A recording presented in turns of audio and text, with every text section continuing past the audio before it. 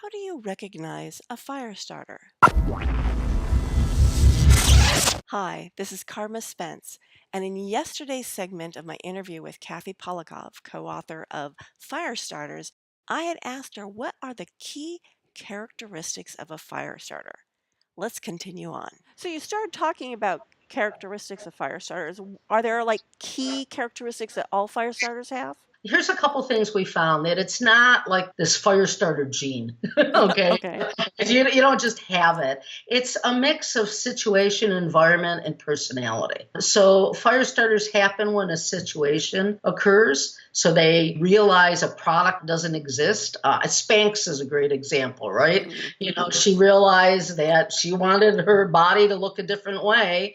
And then she had this idea and then she took it forward. So that was situational, but her own personality happened. And then she was living in an environment that sort of pushed that of entrepreneurship, etc. So one characteristic that most fire starters have is a passion.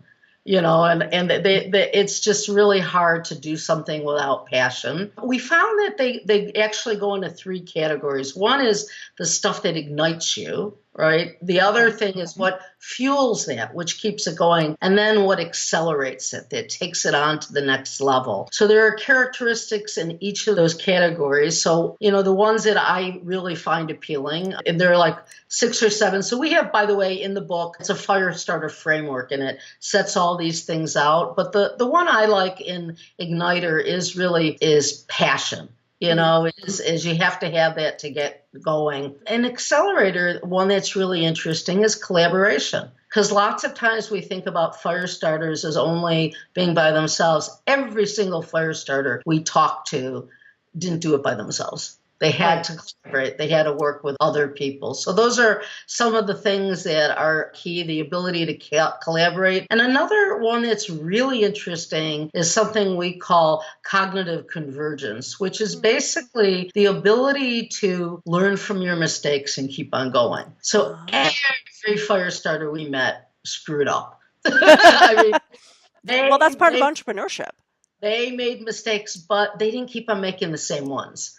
So they made a mistake, they learn, they move on, and they also learn from their successes. So they kept on mastering the formula. What was also intriguing to me is where they weren't similar. Okay, so where people were different, they came from really different educational backgrounds. They also came from really different childhoods. So my assumption was that the happier your childhood, the more supported you were, the more likely you would be a fire starter.